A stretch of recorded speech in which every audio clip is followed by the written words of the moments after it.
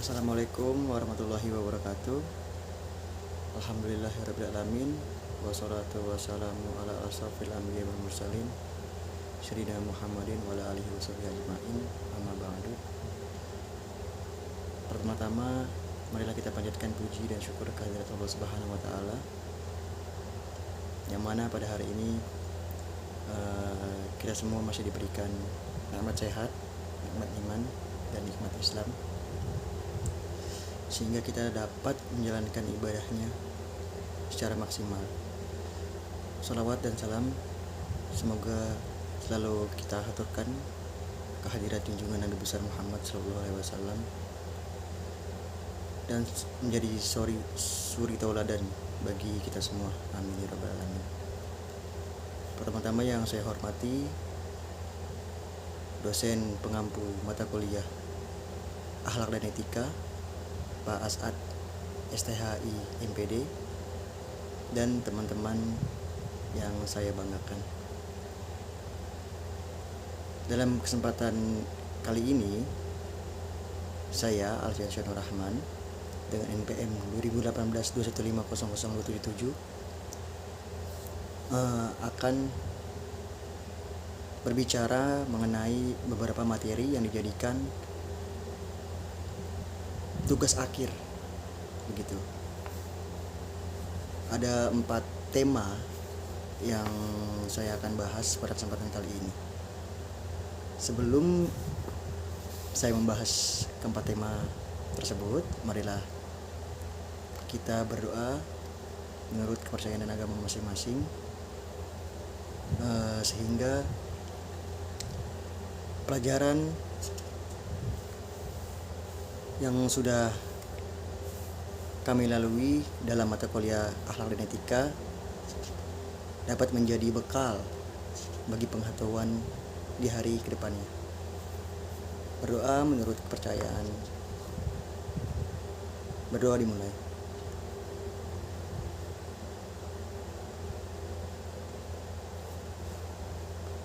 Ya, terima kasih. Tema pertama yang saya ingin bahas yaitu pengertian akhlak dan keutamaan akhlak itu. Akhlak berasal dari kata akhlak, yaitu khulq, yang berarti budi pekerti atau perangai.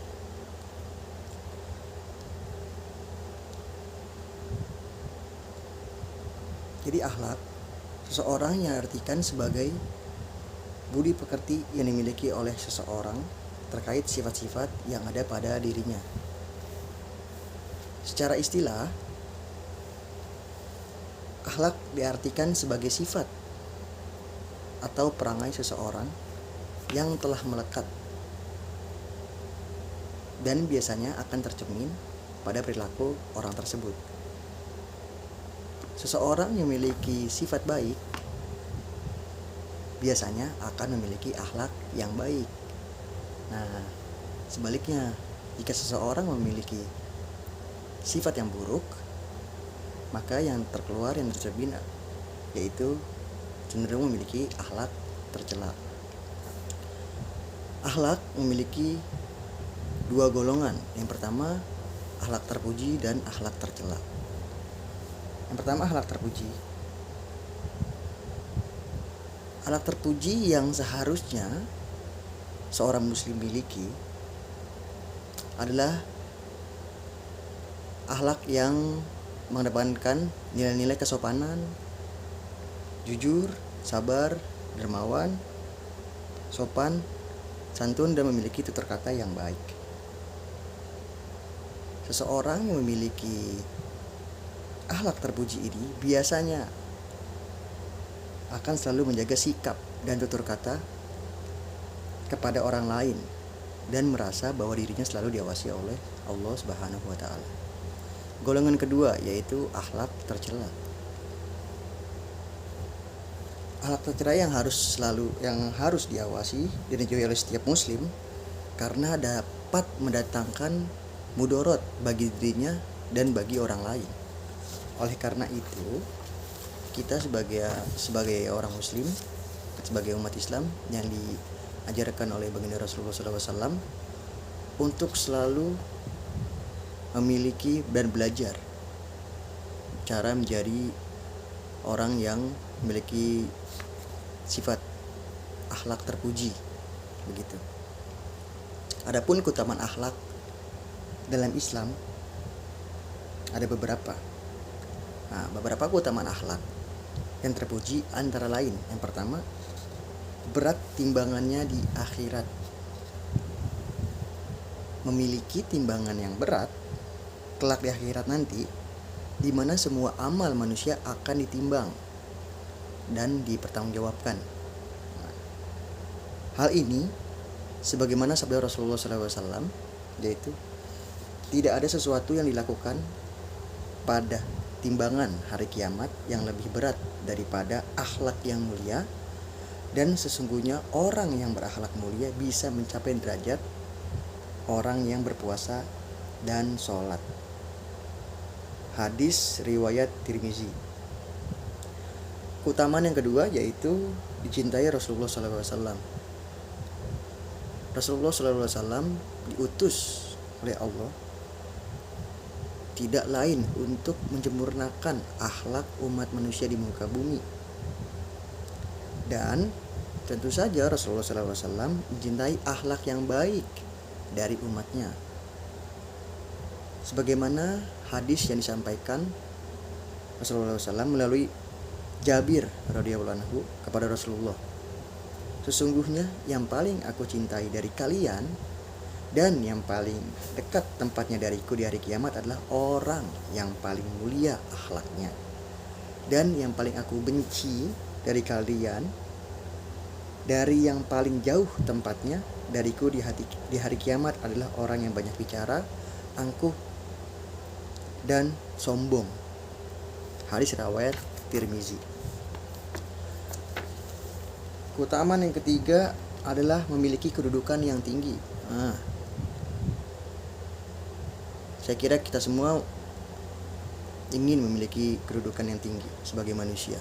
Seseorang yang memiliki akhlak dan budi pekerti yang luhur memiliki kedudukan yang tinggi di akhirat kelak, sebagaimana sabda Rasulullah SAW. Tidak ada kemelaratan yang lebih parah dari kebodohan, dan tidak ada harta kekayaan yang lebih bermanfaat dari kesempurnaan akal. Tidak ada kesendirian yang lebih terisolir dari ujub, dan tidak ada tolong-menolong yang lebih kokoh dari musyawarah. Tidak ada kesempurnaan akal yang melebihi perencanaan, dan tidak ada kedudukan yang lebih tinggi dari akhlak yang luhur. Tidak ada warok yang lebih baik dari menjaga diri, dan tidak ada ibadah yang lebih mengesankan dari tafakur, serta tidak ada iman yang lebih sempurna dari sifat malu dan sabar. Hadis riwayat Ibnu Majah dan At-Tabrani. Keutamaan yang keempat adalah dijamin rumah di surga. Masya Allah. Semoga kita termasuk dari golongan orang-orang yang memiliki akhlak terpuji. Memiliki akhlak yang mulia sangat penting bagi seorang muslim, dan keutamaan memiliki akhlak mulia sangatlah besar. Dalam sebuah hadis disebutkan bahwa Rasulullah SAW menjamin seseorang memiliki sebuah rumah di surga apabila ia memiliki akhlak yang baik. Dari Abu Umamah radhiyallahu anha, Rasulullah SAW bersabda, saya menjamin sebuah rumah tepi surga bagi orang meninggalkan debat sekalipun ia benar, dan sebuah rumah di tengah surga bagi orang yang tidak berbohong sekalipun hanya bergurau, dan rumah di atas surga bagi orang yang mulia akhlaknya. Subhanallah. Hadis riwayat Abu Dawud.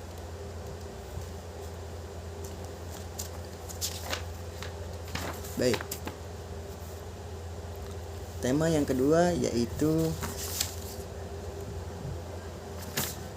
adab dan etika belajar dalam Islam. Etika dan proses belajar manusia memiliki hubungan yang saling berkaitan. Pada satu sisi, belajar sebagai kegiatan manusia merupakan aktivitas yang memerlukan norma-norma moral tentang bagaimana seharusnya saya berbelajar dalam bingkai karakter dan ciri khas manusia yang demikian unik. Pelajar, mahasiswa juga harus memiliki sikap tidak terburu-buru dan tidak memaksakan guru untuk menjelaskan sesuatu yang belum saatnya. seorang pelajar haruslah menampilkan sosok yang bersahaja dan sikap memuliakan gurunya, tawaduk terhadap gurunya begitu. Maka sudah menjadi hal yang lumrah. Etika perlu dijaga oleh si pelajar tadi dan juga menjaga sikap dan perilaku terpuji di hadapan gurunya, di hadapan dosennya begitu. Menurut Imam Al-Ghazali dalam kitabnya Ihya Ulumuddin, kewajiban seorang pelajar ada beberapa macam, yaitu yang pertama, mengurangi segala keterkaitan dengan kesibukan duniawi. Mungkin menurut pandangan pribadi, poin yang pertama, mengurangi segala keterkaitan dengan kesibukan dunia. Mungkin waktu zamannya Imam Al-Ghazali harus jauh dari keluarga dan kesibukan dunia duniawi yang lainnya begitu. Yang kedua, tidak bersikap angkuh terhadap ilmu dan tidak pula menunjukkan kekuasaan terhadap guru yang mengajarinya. Poin kedua yang itu, kita harus selalu bersikap tawadu dan tidak menunjukkan sikap-sikap yang tidak terpuji gitu di depan dosen maupun pendidik lainnya. Yang ketiga, bagi seorang penuntut ilmu adalah menunjukkan perhatiannya yang sungguh-sungguh kepada setiap disiplin ilmu yang terpuji. Jadi bagi seorang pelajar, kita harus menunjukkan perhatian yang sungguh-sungguh begitu. Maksudnya belajar dengan sungguh-sungguh kepada semua disiplin yang kita pelajari.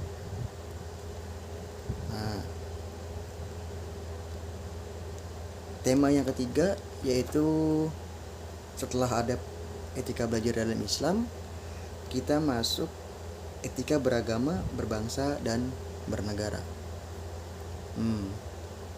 Secara garis besar, setidaknya ada 3 seorang muslim dalam kehidupan berbangsa dan bernegara.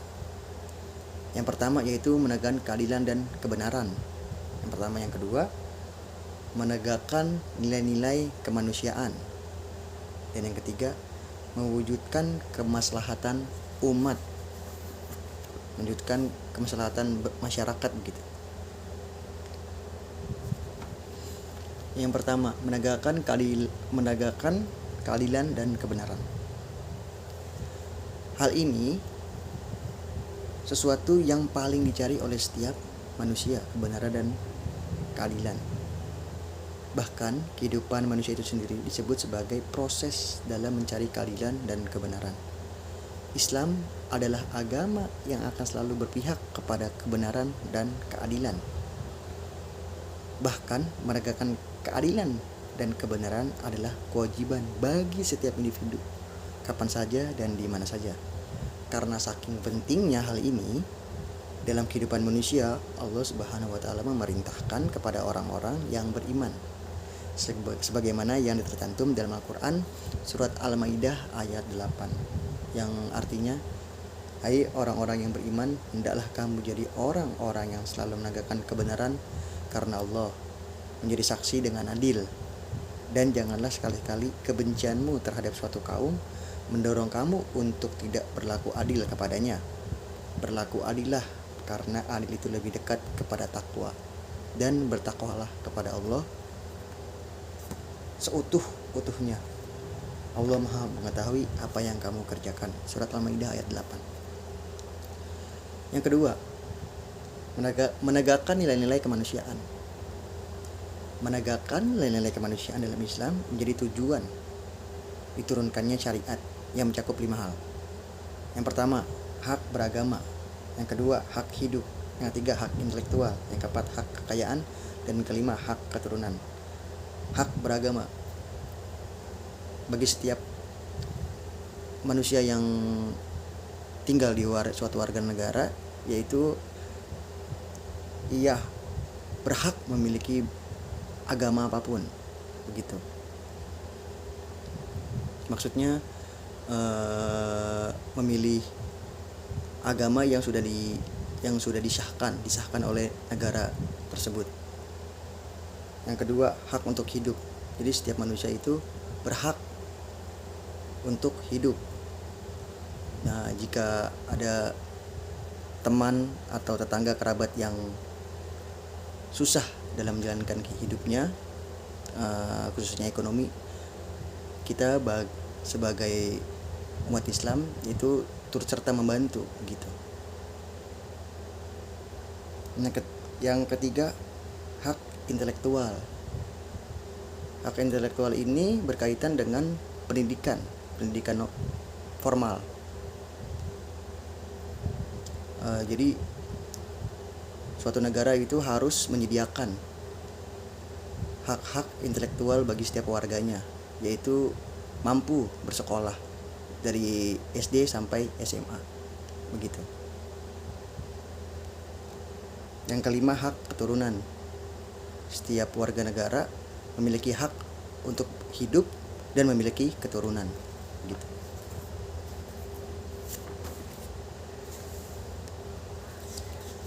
Tema selanjutnya yaitu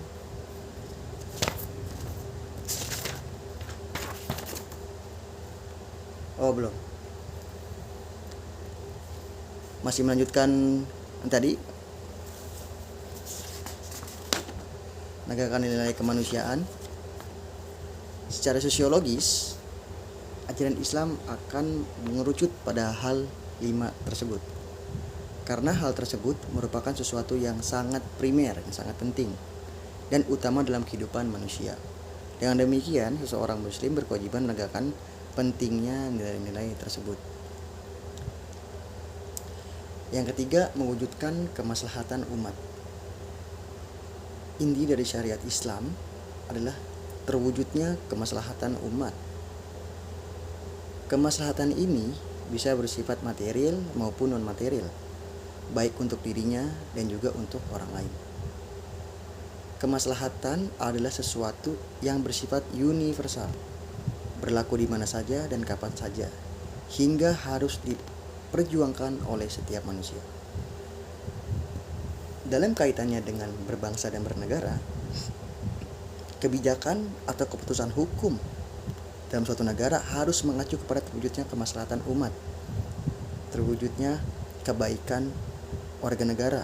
Dengan demikian, peran serta seorang muslim dalam berpolitik secara umum dan kebijakannya secara khusus adalah ikut serta mendorong terwujudnya kemaslahatan umat. Baik. Tema yang terakhir yaitu pengertian musyawarah dan etika demokrasi dalam Islam. Kata musyawarah diambil dari bahasa Arab yaitu syura, yang kemudian diserap dalam bahasa Indonesia sehingga memiliki arti berunding dan rembukan begitu. Musyawarah merupakan bentuk dari kedewasaan diri dalam upaya menyelesaikan masalah. Karena dalam musyawarah kita dapat belajar menghargai pendapat orang lain dan bijak dan tidak mementingkan diri sendiri. Etika demokrasi yang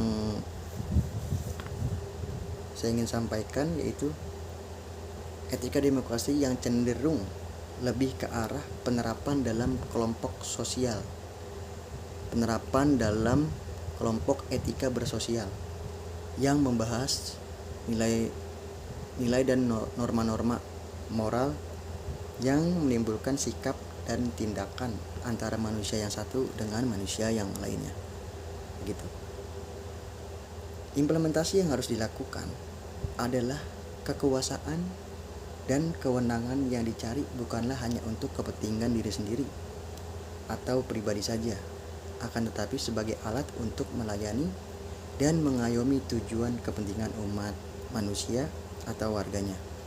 Dengan demikian, seyogyanya etika yang harus selalu dikedepankan bagi setiap politikus perlu menanamkan etika sebagai bahan evaluasi serta pengendalian dari kekuasaan politiknya. Jadi etika berdemokrasi tidak serta-merta mementingkan diri sendiri, tidak mementingkan partainya begitu, tetapi mengedepankan evaluasi berbenah untuk kepentingan dan kemaslahatan umat. Apa saja yang menjadi soal-soal, apa saja yang menjadi kesulitan, apa saja yang harus dibenahi begitu. Tidak serta-merta mementingkan diri sendiri dan partai politiknya gitu. Begitu mungkin yang bisa dapat saya sampaikan pada kesempatan kali ini.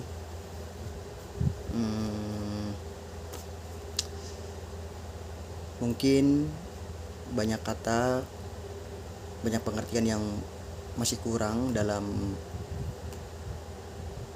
kesempatan kali ini. Saya Alfian Syanur Rahman berterima kasih kepada Bapak As'ad Istahi MPD yang sudah memberikan kesempatan untuk berbicara mengenai keempat tema tersebut, dan teman-teman yang mendengarkan video ini. Kurang lebihnya mohon maaf. Wabillahi taufiq wal hidayah. Wassalamualaikum warahmatullahi wabarakatuh.